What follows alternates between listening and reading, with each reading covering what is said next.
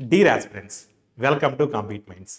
ఇండియాలోనే the top most exam అయినటువంటి SSC CGL 2025 notification release అయింది.